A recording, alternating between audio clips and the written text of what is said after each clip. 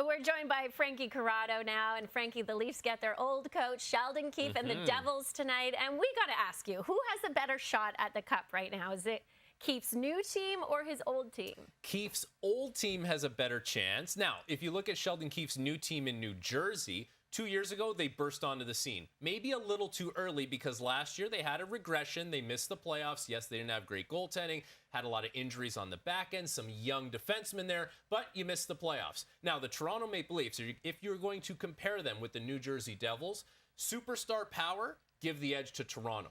One thing Toronto has this year that they haven't really had as much in the past is a true shutdown pair. Chris Tanev, Jake McCabe. That is as good of a shutdown pair as you can get.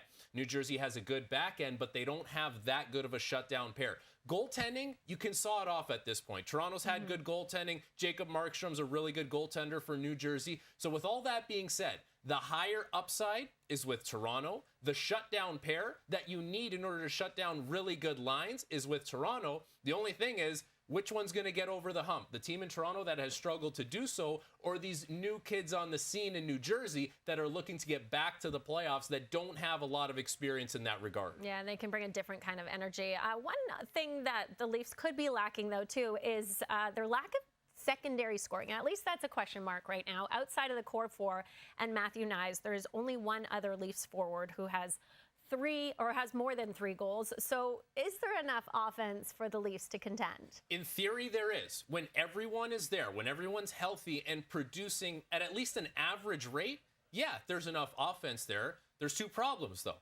A lot of the depth players haven't been available. The Leafs have been ravaged by injuries. And then some of those depth players have not lived up to their expectations of what they can do.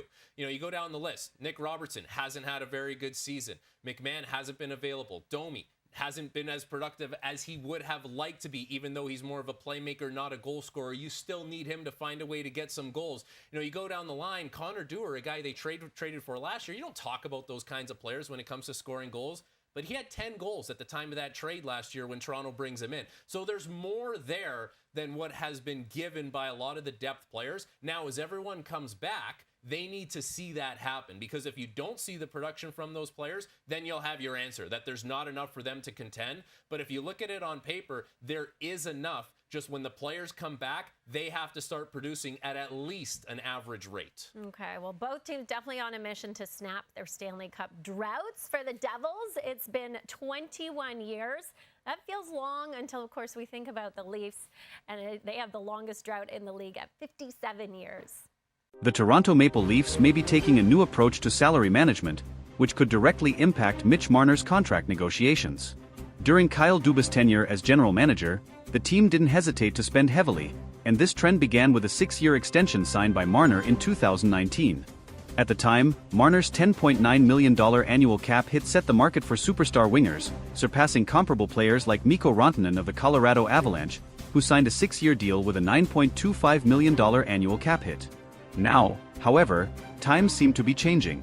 TSN's Pierre LeBrun recently reported that the Maple Leafs have implemented an internal salary cap, aiming to ensure no player earns more than captain Auston Matthews, who signed a 4-year extension worth $13.25 million per season in August 2023. The team's primary concern revolves around Marner's agent, Darren Ferris, who, according to LeBrun, might push for a percentage of the total salary cap instead of a fixed dollar amount.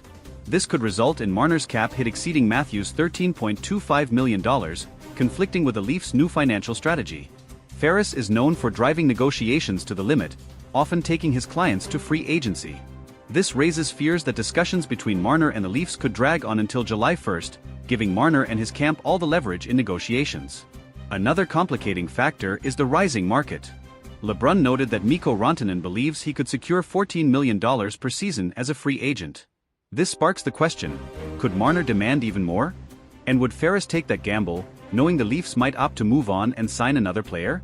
Marner has made it clear on multiple occasions that Toronto is where he wants to be. As a local player with deep ties to the city, he's expressed his desire to spend his entire career wearing the blue and white of the Leafs. However, staying with the team may require him to accept less than market value, especially if the front office remains committed to its new salary structure. Such a sacrifice could be vital for the team's collective success and to avoid financial issues that have plagued the recent past. While negotiations are still in the early stages, it's evident that Marner's future with the Leafs is at stake. Maple Leafs fans may need to prepare for the possibility of significant changes, but they can also trust in the player's commitment to the city and the franchise to find a compromise. The Maple Leafs' decision to implement an internal salary cap reflects a broader shift in their team-building philosophy. After years of prioritizing top-end talent with hefty contracts, the organization appears determined to strike a balance between superstar contracts and depth throughout the roster.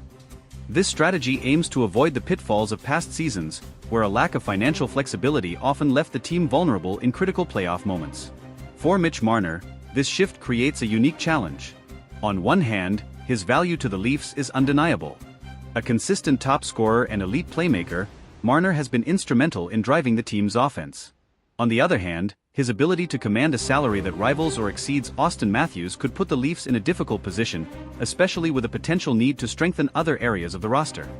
As the 2023-24 season progresses, the Leafs must weigh the potential consequences of sticking to their cap philosophy. Losing a homegrown talent like Marner would undoubtedly sting for fans and the organization alike. However, allowing one player to dictate financial terms beyond the team's structure could hinder long-term success and force painful sacrifices elsewhere. Adding to the complexity is the looming free agency of William Nylander. If the Leafs are to stick to their internal salary cap, they may also face challenges in retaining Nylander, who could command a significant raise. Balancing contracts for both Marner and Nylander within the new framework could prove to be the ultimate test for Toronto's management team. Another factor at play is the team's ultimate goal, winning the Stanley Cup. While star players like Marner and Matthews are crucial, history has shown that depth and balanced rosters often prevail in the postseason. If the Leafs fail to manage their finances effectively, they risk falling short of building a championship-caliber team, even with elite talent. For Marner, the decision to stay with the Leafs might come down to more than just dollars. His connection to the city, the fans, and his teammates could be deciding factors. If he prioritizes legacy and loyalty over maximizing earnings, there's a strong possibility that he'll work with the team to find a deal that benefits both parties. Negotiations will also test Darren Ferris, known for his hardline tactics in securing lucrative deals for his clients. While pushing for top dollar is expected, Ferris may need to weigh the risks of alienating the Leafs management and fanbase. A prolonged stalemate could damage Marner's relationship with the team and its supporters. The Leafs management, led by general manager Brad Treliving, faces a pivotal moment. Treliving's reputation as a negotiator and team builder will be on full display as he navigates this high-stakes scenario. Striking the right balance could solidify his tenure in Toronto, while a misstep might set the team back for years. For Maple Leafs fans, the coming months will be filled with anticipation and uncertainty. Marner's future, along with the team's ability to stay competitive under financial constraints, will likely dominate conversations as the season unfolds. Supporters can only hope that the team's new approach leads to greater playoff success and, ultimately, the elusive championship. In the end, the outcome of these negotiations could redefine the Maple Leafs' identity for years to come. Whether it results in retaining Marner or reshaping the roster, the team's commitment to an internal salary cap signals a clear focus on long-term sustainability. Fans will be watching closely, hoping for a resolution that keeps the team's core intact and their championship dreams alive. As the negotiations with Mitch Marner progress, another layer of complexity is added by the external competition in the NHL market. Teams with more cap space and fewer restrictions could easily present lucrative offers to Marner if he reaches free agency. The Leafs are not only negotiating with Marner but also indirectly competing with other franchises willing to outbid them for his services. One example of this is Mikko Rantanen, whose potential $14 million value on the open market highlights the growing demand for elite wingers. If Rantanen secures such a deal, it could set a precedent that Marner's camp would use as leverage. The Leafs, however, must remain disciplined, as breaking their internal salary cap for Marner could lead to similar demands from other key players down the line. The looming specter of free agency means the Leafs have a limited window to strike a deal. If negotiations drag on into the off-season, the leverage shifts heavily in favor of Marner and his agent. Darren Ferris, known for his strategic patience, could use this to push for maximum value, putting even greater pressure on the Leafs management to make a decision. This scenario also places significant pressure on head coach Sheldon Keefe. Managing a team amid ongoing contract uncertainty can disrupt chemistry and focus. Keefe will need to ensure that the team remains united and focused on their performance, even as the media and fans speculate about Marner's future. Meanwhile, the Leafs core group, including Auston Matthews, Morgan Rielly, and John Tavares, will likely play a role in influencing Marner's decision. The camaraderie among the players and their collective drive for a championship could persuade Marner to accept a deal that aligns with the team's financial structure. On the flip side, the Leafs could explore contingency plans if a deal with Marner doesn't materialize. Trading Marner would be a bold move, but it could bring significant assets in return, potentially bolstering the team in areas like defense or secondary scoring. This option, while unpopular with fans, might be necessary to maintain roster balance. The timing of these decisions is also critical. With the trade deadline months away, the Leafs must assess whether keeping Marner without an extension risks losing him for nothing in free agency. A preemptive trade could avoid this scenario, but it would also signal a significant shift in the team's short-term goals. Fan sentiment will undoubtedly influence the team's approach. Marner is not just an exceptional player, he's a fan favorite and a symbol of homegrown talent succeeding in Toronto. Losing him could lead to backlash, especially if the team struggles in the aftermath of his departure. The broader NHL landscape also plays a role. As other teams navigate their own salary cap challenges, the Leafs can learn from their successes and failures. Organizations like the Tampa Bay Lightning and Vegas Golden Knights have shown the value of balancing star power with depth, offering a potential blueprint for Toronto's future.